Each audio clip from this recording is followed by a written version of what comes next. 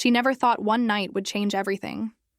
The sound of a soft knock on her bedroom door still echoed in her memory, not hesitant. Not bold, somewhere in between. It was Ethan, her best friend's son.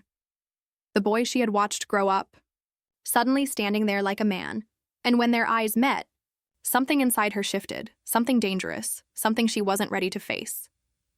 Delaney Harris had carried loneliness for years. She was in her mid-40s, a single mother who had built her life around responsibility.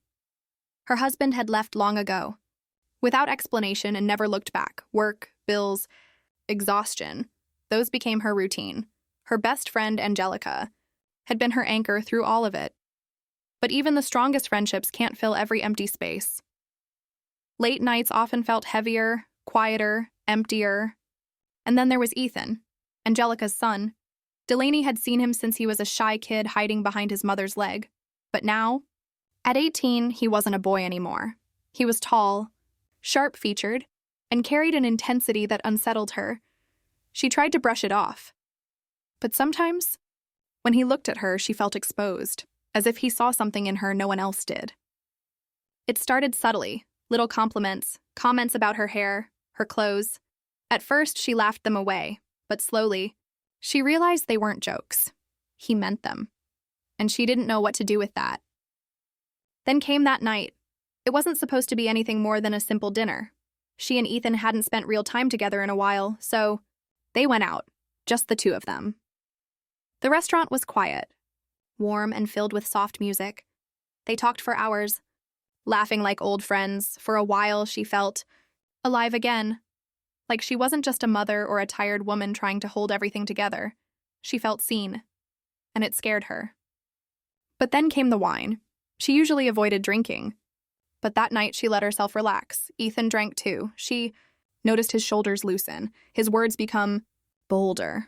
The way he brushed her arm when he laughed felt deliberate.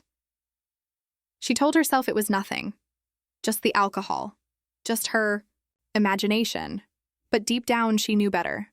By the time they got home, it was late. She slipped into bed, her head buzzing, her chest strangely light. For once, she had enjoyed herself, almost forgotten the weight she carried. But then, the door creaked. Open! Her heart skipped. She knew it was Ethan. No one else lived. There, she told herself he was just saying goodnight. But he didn't leave. He stood there, silent, watching, waiting. And when he finally moved, her world tilted. He sat on the edge of her bed.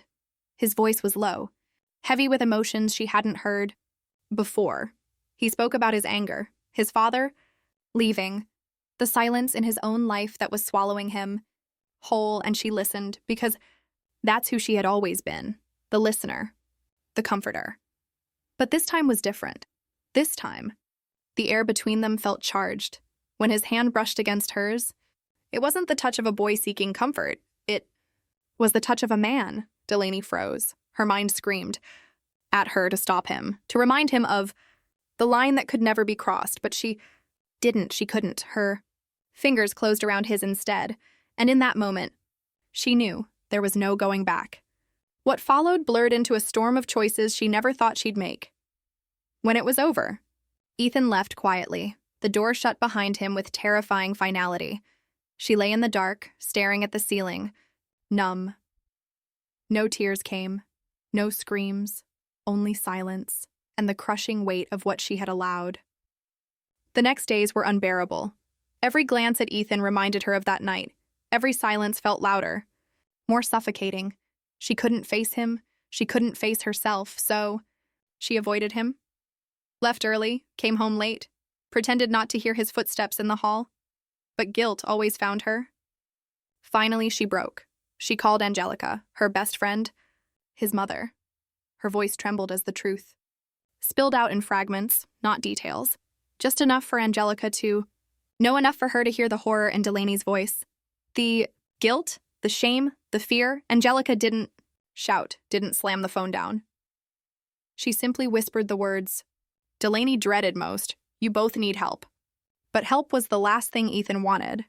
Instead of stepping back, he came closer, more persistent, more demanding. He skipped classes, stayed out late, and when he was home, he hovered near her like a shadow. When she tried to pull away, he accused her. "You're abandoning me. You're choosing everyone else over me." His words cut deep because part of her knew he wasn't entirely wrong. She had crossed the line too. She had failed him, and now she didn't know how to fix it. Then Simon returned. Ethan's father, the man who had abandoned his family years ago, suddenly wanted to step back into his son's life.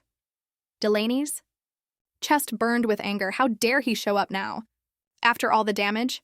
But a small, quiet voice whispered, maybe this was exactly what Ethan needed. A father, not her. At the same time, there was Maximus, a kind coworker, gentle, patient, always asking if she was okay. He saw something was wrong, even when she tried to hide it. She wanted to lean on him, to let him be the steady hand she craved. But every time she thought about it, guilt stopped her. How could she accept kindness when she was drowning in secrets? The breaking point came in the kitchen one evening. Ethan stormed in, his face twisted with frustration, his words cracked like glass shattering. "You don't love me anymore, do you? You're just like Dad. You're going to leave me too." Her heart split open.